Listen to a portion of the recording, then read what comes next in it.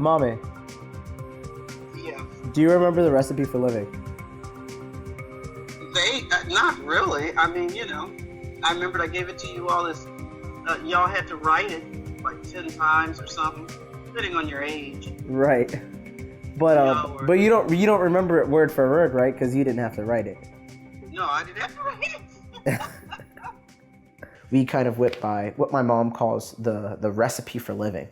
We go by recipe for living, and it's just a bunch of different credos on how to treat people and how to do the right thing and how to treat your neighbor. And you get in trouble, and your mother and our mother would make you sit down at the dinner table, and she would say, write out the recipe for living 15 times.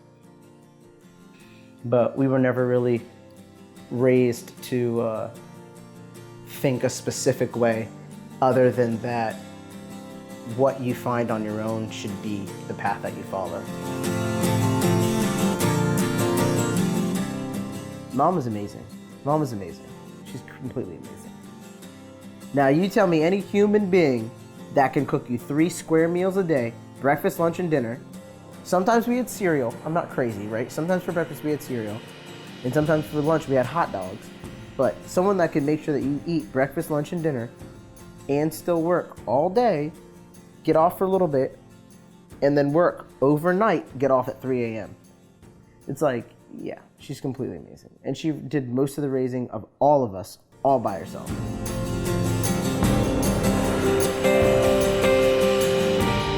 She lives here, that's why, when she was getting in her car, yeah, I'll stare at her a little too long. I'll stare at her a lot long, because if she doesn't get in that car and she's all right, it makes me freak out, So, yeah, I mean, that's my mom. That's my mom.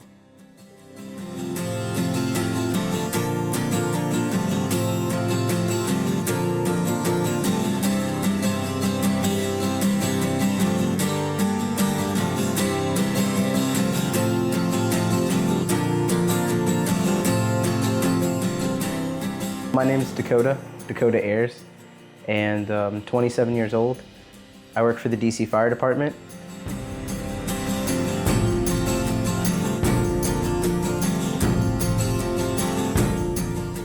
All over here, boom, boom, boom, boom, all the way down, all the way to over here, so it'll be a huge bench.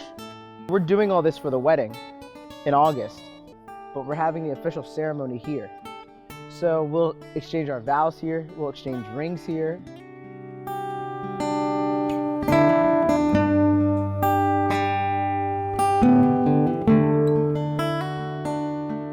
My dad's a good guy, he's cool, but it just, he just kind of went his own way, and, my mom took care of us, and so, but we all still know him, we all still love him, he still loves us, and so we all still talk and communicate, I was in 5th grade, I was supposed to build the Taj Mahal, and I waited until the last second because he said he was going to do it with me.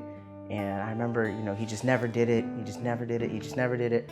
And the night before, I'd already written the report. And what my dad did was he came in at 2 in the morning at the last minute. And he ended up cutting my soccer ball. He cut it in half, or he deflated it, punched it up in the center so that would be the huge bulb in the center, taking a bunch of toothpicks and twigs from trees, and he spent all night filing them down real finely so that they could be the pillars on the side. And he ended up we took spray paint, white paint, and actually when I came down in the morning, I was only able to help with a little bit because so much had been done.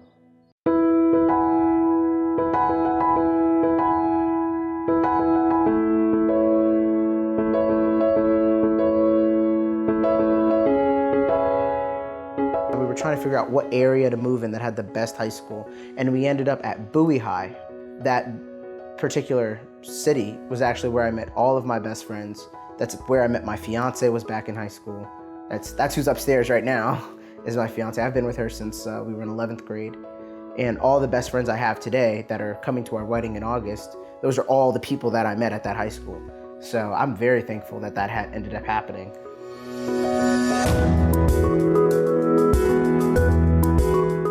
The funny thing about it is you can't get a degree in biology without passing calculus and chemistry. So I couldn't pass calculus and I sucked at chemistry. I could pass chemistry, but I was bad at it. But I was always got straight A's in biology. And I was like, doesn't that count for anything? And they were like, no, it doesn't. And so I was like, all right, well, whatever.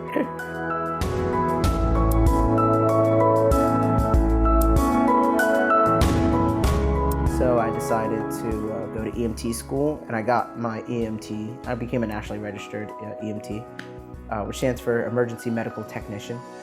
Let's see, I got a job with AMR, which stands for American Medical Response, over in DC.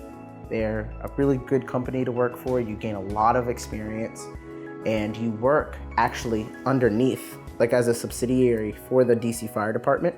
I worked there for about 3.5 years. And then after that, I was like, you know what?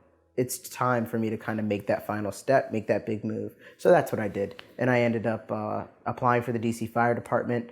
And I mean, it was wonderful. So that was kind of it. There was this one time where a car, I guess he was they said they weren't drinking, but I guess it was a drunk driver, and he had kind of hopped the curb and crashed into the corner of a fence and smashed through the fence into the corner of the house and broke the whole corner of the house down, and it was just kind of collapsing. People were in there asleep and everything like that. The car exploded on fire, and when we got the call at the firehouse, we all jumped up, we put our clothes on, we hit the road, and then when we got there, we were able to suppress the fire. I was actually the one on the line. I put the fire out. And so times like that, you feel really helpful. You feel like, oh my goodness, because if we didn't put the fire out of the car, it would have spread to the entire house. Quite honestly, truthfully, you find a lot more times where you feel helpless than you feel helpful. To be honest, you just do. The reality of it is, sometimes when you go on certain calls, there's just things you can't do. There's things that you can't do because of protocol. You can't do because you just don't know how, because it's not something that is done in the field, it's something that's done in a hospital. Or it's something that you can't do because the patient won't let you. To be quite honest, you feel helpless more times than you feel helpful. But the times you feel helpful are good,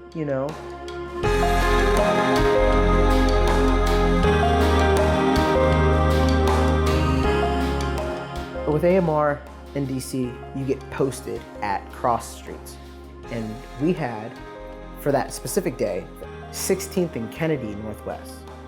Well, if anybody knows anything about DC, 16th Street is all churches. And so I remember one time, I think his name was Steven. I mean, it was years ago. And I think his name was Steven. We were driving down the road and we were just counting. I said, let's count. Let's see how many churches are here. We were like, this is a lot of churches. So we're just counting 1, 2, 3, 15, 20, 22, 24, 25, 26, 30, 32, right? As we were counting, we saw the Baha'i Center. Now, at the time, I didn't know how to say Baha'i, right? So I'm saying like, oh, what's Baha'i? What's Baha'i? What's Baha'i? Like, you're just pronouncing it any kind of way, because you're just like, what does that mean? Like, I don't even know what that means.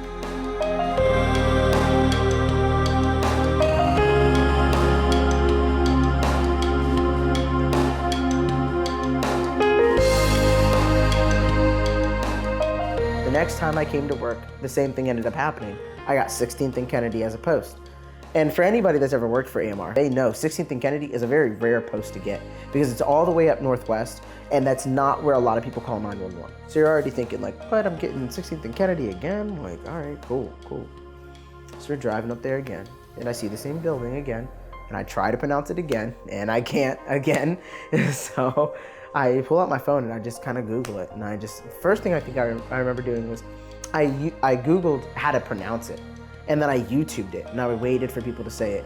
And I don't know if it was like Farsi or Arabic, but I just heard someone say something completely that I didn't understand, and I was just like, oh, now I want to know more. Like, what are you saying? Like, I want to know now.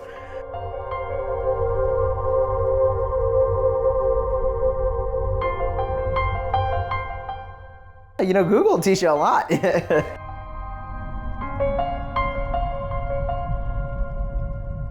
Like at the Catholic Church, they have Mass, and they have clergy systems, and they have like a hierarchy scale.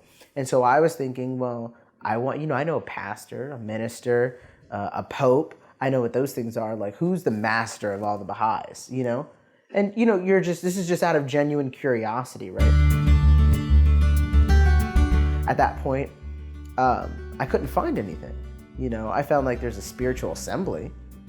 And I was just like, well, what does this mean? So again, when you're not finding all these like typical answers that you're used to seeing, it really starts to pique your interest. And then you start to read a little bit more, right? You start to read about what the actual belief is. What does it take to be a Baha'i? Because it's not like you've heard of people knocking on your door trying to spread the faith of Baha'i.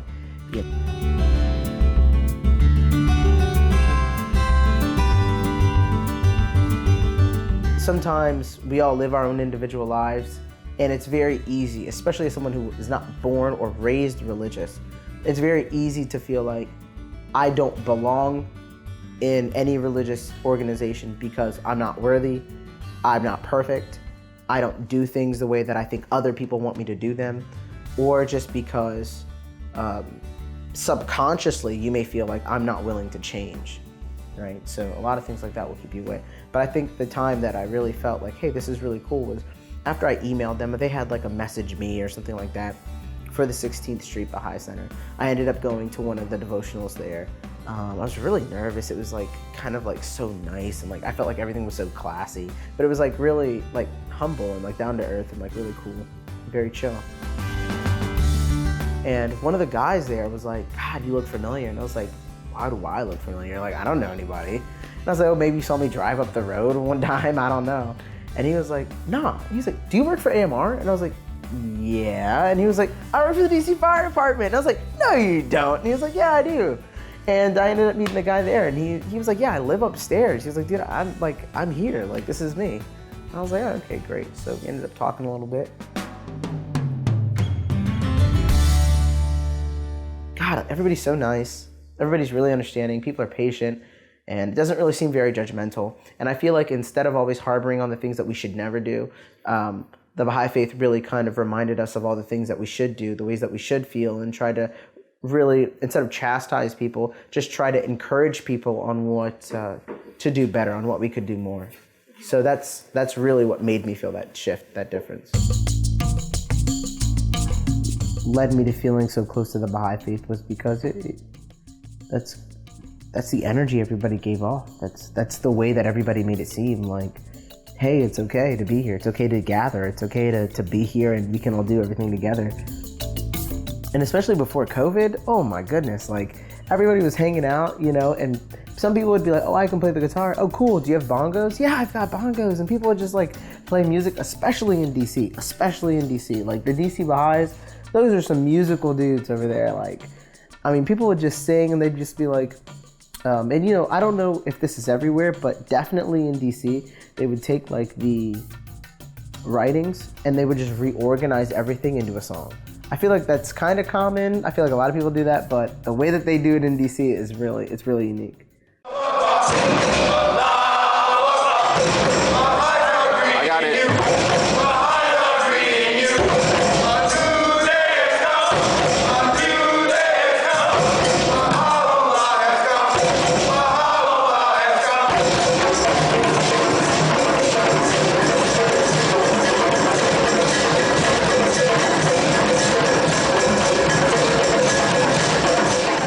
They gave me a brief introduction into the Ruhi Institute, right? And the books. All throughout book one, I mean, book one, it just meant so much to me. Like it meant so much to me, because it was just like, just constantly reminding you how to act, constantly reminding you what to value, constantly reminding you how to feel at times, even, and sometimes it's easy to get lost into like everything you see in social media, or like just kind of like you get caught up in life, you get distracted by life. The little things that you can do in everyday life to make you feel like a better person, to make you think you're a better person, and then you just hope in reality that you end up being a better person, right? So like little things like taking care of your responsibilities and committing yourself to service, dedicating yourself and your time to things that are bigger than yourself and to community. I think it just kind of, when you kind of hear those messages over and over and over again, and especially by your own peers, right? So a lot of those messages, when they're being told to you by people that are the same age as you, it means a lot. It means a lot, and it makes you feel like it matters. It makes you feel like it's realistic. It makes you feel like it's something that's feasible, that you can accomplish.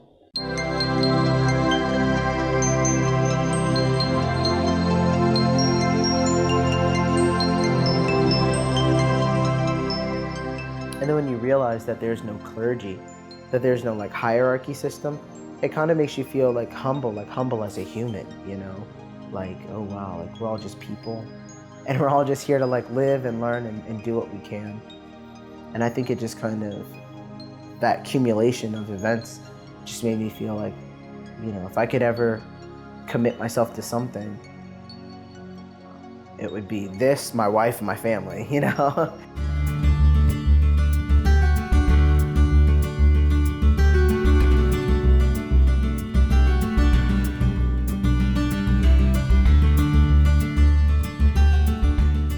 Like my mom always said, if you're gonna get a tattoo, you have to ask yourself what's worth being on your body your entire life.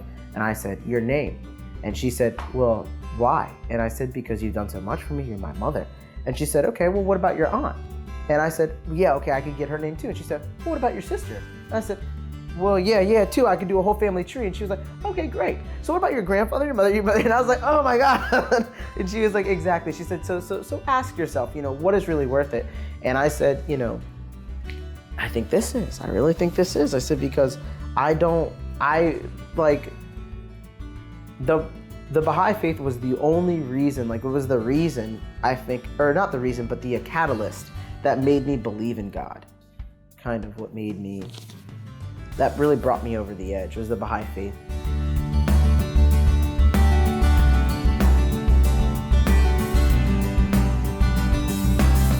It took a lot of thinking for me, because I was never raised religious, like I said before, and you know, I still don't even really know what it means to be like deep, hardcore religious. Like I still feel like imposter syndrome. I don't know if you've heard of that before, but it's still like feeling like you're not good enough to do anything that people put a title on, because it's like, well, I'm not perfect, right? Like if I read the Kitabi Akdas, like I'm like, do I follow every rule? Like, do I do everything? Like, oh my goodness, like, you know, it's just like, man, I'm a person. Like, you know, all I can do is just try and be a little bit better today than I was yesterday, and I'll be a little bit better tomorrow than I am today, so.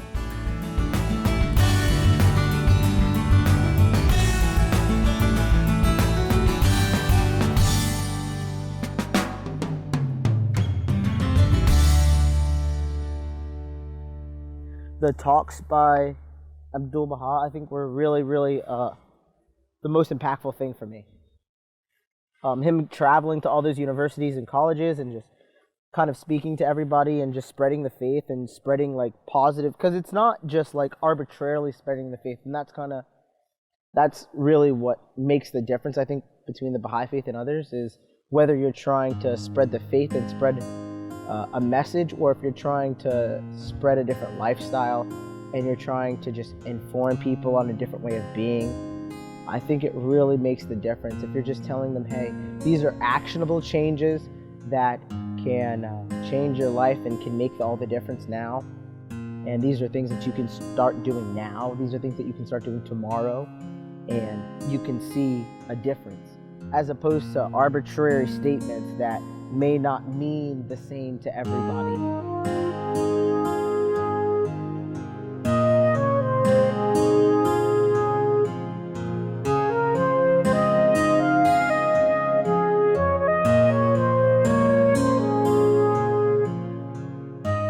It doesn't matter what happens in the past.